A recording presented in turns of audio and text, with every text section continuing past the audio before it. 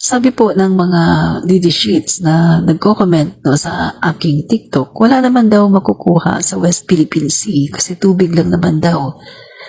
Ayan ang sabi ng mga DD Sheets, no? So, titignan po natin, pag-aaralan po natin kung ano po ba yung, gaano po ba kayaman itong West Philippine Sea, no? Kasi marami po mga DD Sheets ang hindi po nakakaalam kung ano po ba ang yaman na makukuha natin sa West Philippine Sea, no? Karamihan po sa kanila ay hindi po nila alam, akala nila tubig nga lang yun, no? Okay. So, yan mga kaibigan, no? Titignan natin ano nga ba ang makukuha natin, no? Sa West Philippine Sea. Ang sabi po ni Digong, tubig lang naman daw kasi yung sa West Philippine Sea, tubig lang daw yun, no? So, titignan po natin kung tubig nga lang ba talaga, no? Okay, fact check po natin kaunti ba talagang isda sa West Philippine Sea, gaya ng sabi ng palasyo? No? Okay, tingnan po natin kung totoo ba yung sinasabi niya. So, ito po mga kaibigan, no? Kahit exclusive economic zone, EEZ ng Pilipinas, pinapayagan ng gobyerno ang pangingisda.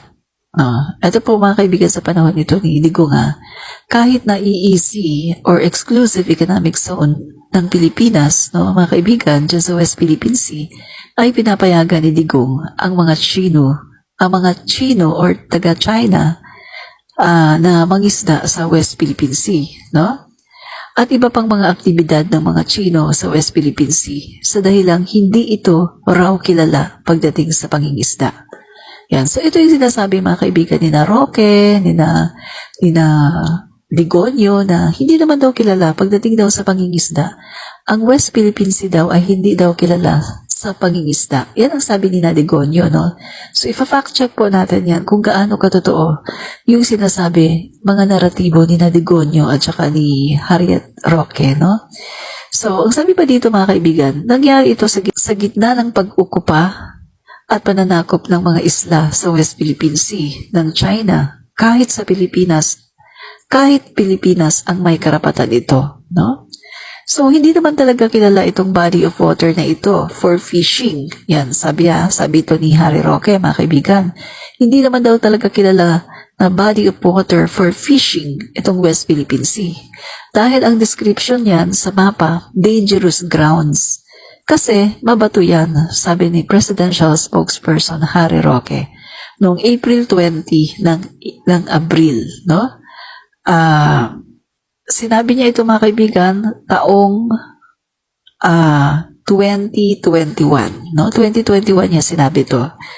And then, ano pang sabi niya dito mga kaibigan, no? Ang gamit lang talaga niyan ay bilang sea lanes, pero it's not really renowned for fishing. Maliban sa Scarborough Shoal, we may tolerate na may ibang mangingisda habang hindi naman pinipigilan na mangisda ang mga Pilipinong mismo. So, ayan sabi ni Harry Roque na pwede daw naman nating itolerate na merong mangisdang iba doon katulad ng Chinese, no, mga Chino, hanggat hindi daw pinipigilan ang mga Pilipino na mangisda doon. So, doon pa lang mga kaibigan, very wrong na yon, mali na yon. Kasi unang-una sa lahat, bakit sila mangingisda sa ating EEZ, sa ating exclusive economic zone? Atin yun, di ba? So bakit nila pinapayagan? Ganyan din ang giit ng Pangulong Duterte, no? Sa kanyang talumpati noong ika-19 ng April 2021 din ito mga kaibigan Ang sabi ni Duterte, we want to share whatever it is. Sinabi ko naman sa inyo sa Chinese government, I am not so much interested now in fishing. I don't think there's enough fish really to quarrel about, no? So, yun ang sabi ng mga kaibigan. Wala naman daw maraming isda doon, no, na dapat pag-awayan. No? So, wala daw siyang interest para mag-fishing dyan sa West Philippine Sea. And then, ano pang sabi niya mga kaibigan? Pero may basihan ba ang sinasabi ni Duterte at saka ni Harry Roque? Yan. So, yan ang tanong mga kaibigan ano sa tingin nyo? May basihan kaya ang sinasabi ni Ligonio at saka ni Harry Roque na kaunti lang naman daw ang fish dyan sa West Philippine Sea. Na hindi naman daw yan kilala pagdating sa fishing. Kaunting-kaunti lang naman daw ang fish dyan. So bakit daw mag-aaway, no? At kaya pinapayagan niya ang China. So, eto, may basihan ba yan? Okay, tingnan natin kung may basihan, ha? Okay, isda pa lang. Halos 30 billion na taon-taon ang nawawala sa Pilipinas, no? So, sa mga datos na inihanay ng Sea Around Us, na humalaw ng mga numero mula sa Food and Agriculture Organization of the United Nations, lalabas ang mga sumusunod na halaga ng isdang nahuli ng Pilipinas sa loob ng Philippine Sea or ng West Philippine Sea sa nakaraang 10 taon simula 2016. Yan. So dito mga kaibigan, merong datos na pinakita dito, no? Na eto daw yung halaga ng isda na mga nahuli, no? Diyan sa West Philippine Sea, taon-taon, no? So, eto mga kaibigan, sa milyong dolyares ito, ibinatay ito sa dolyar, no? Milyong dollar ito mga kaibigan, dollar. So, ang nakalagay dito mga kaibigan, kita nyo ha, ano pa nga to ha?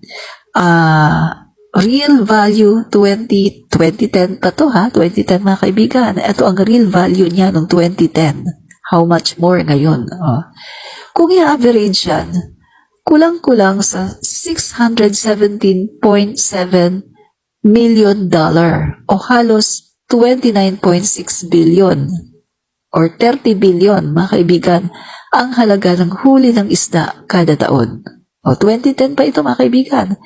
Ano na ngayon? 2024 na ngayon.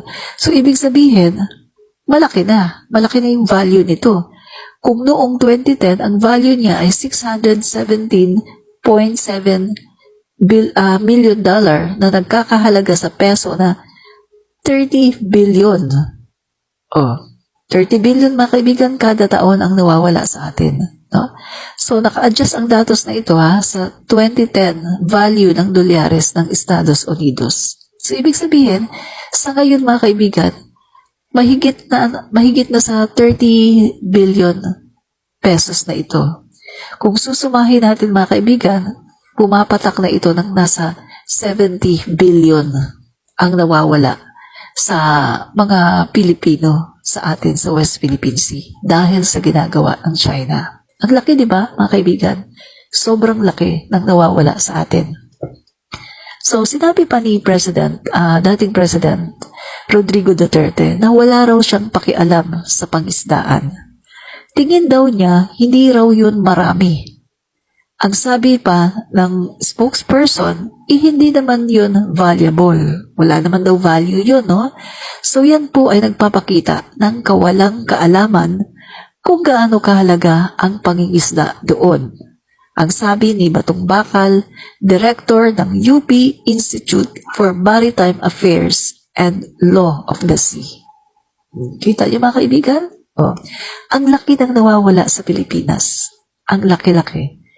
Every year, napakalaki lang nawawala sa Pilipinas. Sa isda pa lang to. Isda lang ha.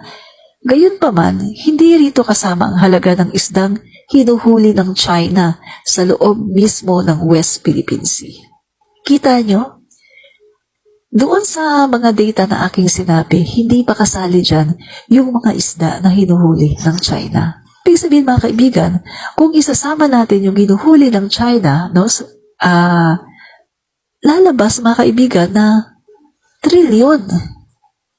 Sa isang taon or taon-taon, trilyon ang nawawala sa Pilipinas. Trilyon ang nawawala sa atin taon-taon kung isasama natin ang mga pinapangisda, ang mga hinuhuling isda ng China. Grabe pa naman mangisda ang China, mga kaibigan.